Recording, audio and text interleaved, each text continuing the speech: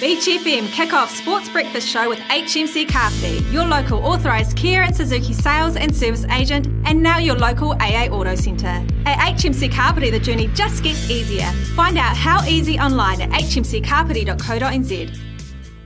We're back on the Kick-Off Sports Breakfast Show, and it's that time of the morning for your tips. So let's welcome in the Ratbags Racing Show. It's Chris Craddock and Noel Thomas. G'day, guys. Morning, Damien. Morning, Chris. Yeah, good morning, Damien and Noel, from a very frosty start up here in Levin. Yeah, very heavy frost here. And what a difference a week makes. Yes, COVID community transmission again, and Auckland's in lockdown level 3, or the rest of the country level 2, but it does mean that we can still have racing.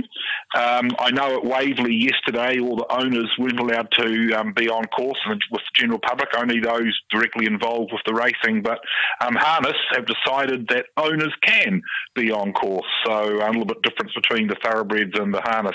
Hey, but what a great week last week. You'll recall Hara, 12 races were up there, fantastic day of racing, and we did rather well, though poor old Noel was following the Chrissy Banbury stable. She had 5 horses in, managed 1 third.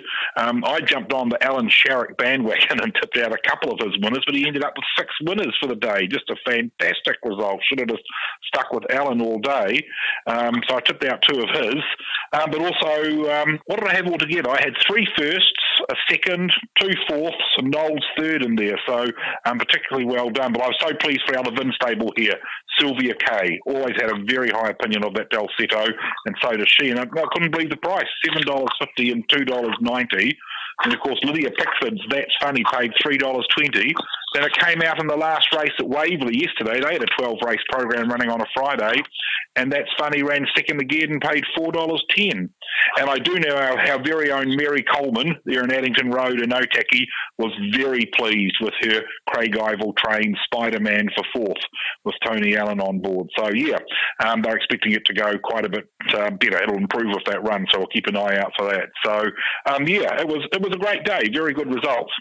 Of course, we're off to Riccarton.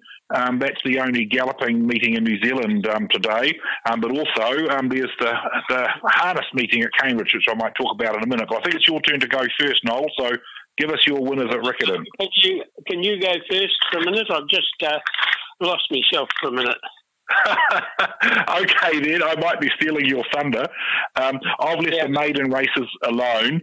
So it's a 10-race program running on a dead 5 at Riccarton. To this point, since we've come back from the first COVID lockdown, they've been running on quite heavy tracks. But in race 3, which is a 3-year-old race, number 6, Matchmaker. Now, be careful, people. There's another horse in the same race called Watchmaker. Only 1 letter difference. But I'm going with number 6, Matchmaker. A nice filly. Only had 1 start for 1 win, and it was very impressive. So I like that in race 3. I'm going then to race 7, and I like number 6, Scarthy. Lisa Allpress on board. I think she's going to have a good day. Since coming back from the COVID break, a 6th, a very nice first, then a 2nd.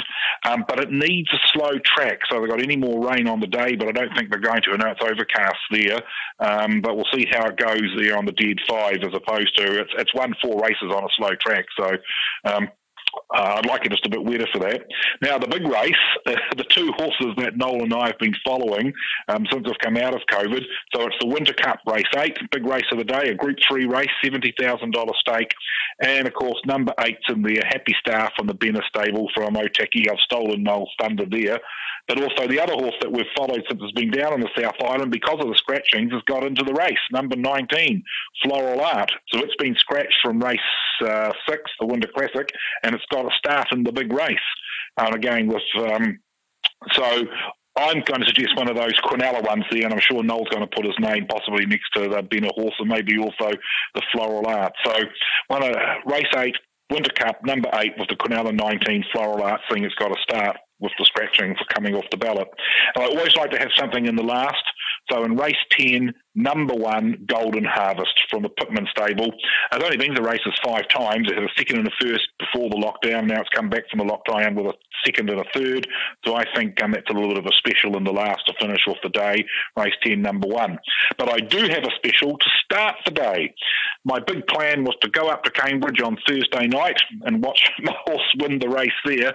And of course, because of the lockdown position in Auckland, they've transferred the harness meeting at Cambridge to today. They've redrawn a second set of fields of all the Auckland horses out because they can't travel out of Auckland, the horsemen. So it's a reduced meeting from 11 races down to 9. But at 11:30 this morning, good old Buller Whitebait, she's in there. She's drawn 4 again, exactly the same draw she had in the first field if she'd raced on Thursday night. And her fixed odds are $10 and $2.80, and I like those. So unfortunately, I can't be up there on course. As I said, owners in the harness field can be on course. I had it all planned for Thursday, but that's gone awry. And if you want to have a sneaky bet, the Kapiti Express, that's the syndicate horse that all the Kapiti Coast harness supporters people are on. It's in race 5, and it's paying $71 and $13. So $1 each way on that, and you'd have enough to go wherever you'd like to. There you go, Noel. You want to pick up the Rickerton now? Yeah, well, all I can say is you never hit anywhere near anything of mine. Oh, really? Okay, go for it. Well, I've decided that I'm just going to stick to the one stable, and that's Stephen Blair Edie, who has got 4 horses in today. 2 years ago, he produced a horse called Nesta, and I think it was at this meeting, and it paid $70-something. But it's in today, and Chris Johnson on board, and this is in race 6. And I think it is number 10. And it ran second last start. Yeah, that's right, race 6, number 10, yep. Yeah, and Chris Johnson, who rode it last start, is sticking with it. And, I mean, he's getting a bit long in the tooth, but he's still the best rider in the South Island. So I'm going to kick off the day with Stephen Blair Edie's Nesta. Then go on to the next race after that, which is race 7, and have... Stephen Blair, Waimati Bill, number 8. Yeah, old Waimati Bill, yeah. Well, he's still got a win left in him, so he has the, I think, the stable apprentice riding him, Emlis Bahorn. Yep. And I think he's just due to turn one up. And paying $35 on the tote at the moment, Noel. Yeah, that's exactly the sort of price I expect. And then I've got a couple of even bigger prices for the big race, which is race 8. And I'll go to number 6, Wild Jack. Yep. And with Tina Comanagi on board. Horses seem to run for her. She's a very, very astute young lady. So that's one for Stephen there. And, of course, he has his other horse in there, Fly Without Wings, which I have to do sometimes. And that has the stable apprentice on that. But I'll just take those 2 for the big race. And, hey, that would be one of your famous Quinellas. One of them's paying 101 and the other's paying 81. So that Quinella, in theory, should be paying $1,000. Well, that's beside the point, because it's just the stable. And if I get one winner out of that 4, it'll be a very, very good day.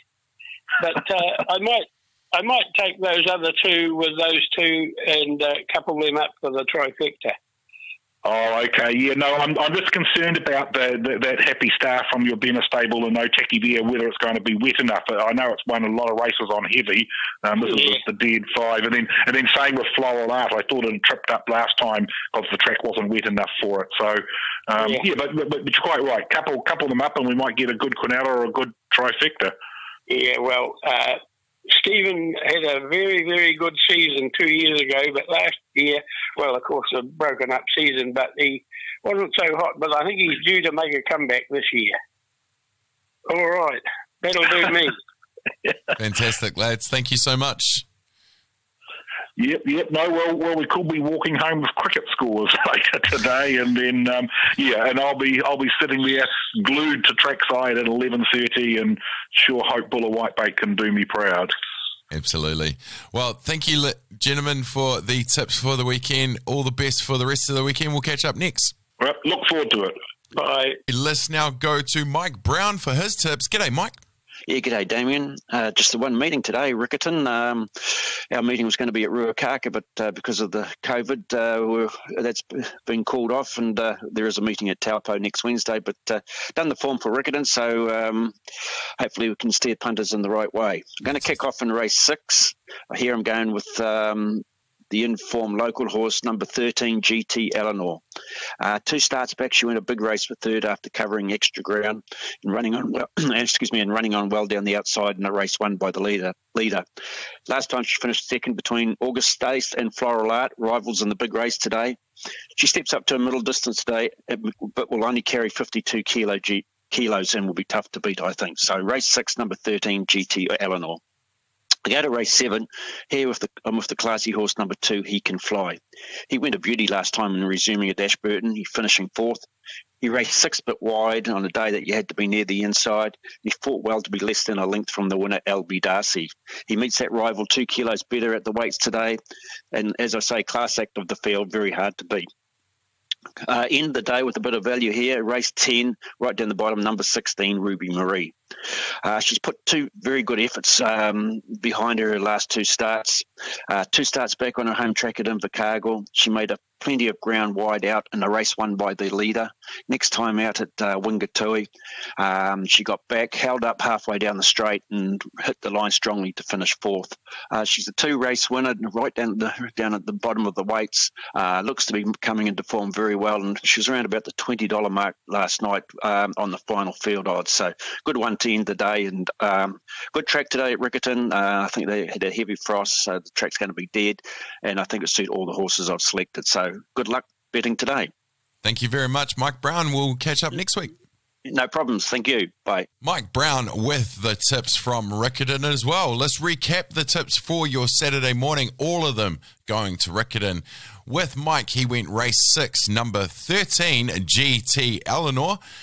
Race 7, number 2, He Can Fly. And race 10, number 16, Ruby Marie. Let's recap Noel's picks. They were in race 6, number 10, Nesta. Race 7, number 8, Waimati Bill. Race 8, number 6, Wild Jack. And pair that up with race 8, number 8, Happy Star. Chris Craddock went race number 3, number 6 with Matchmaker. Race 7, number 6 with Scarfy. Race 8, number 8 with Happy Star. Race 8, number 19 with Floral Art.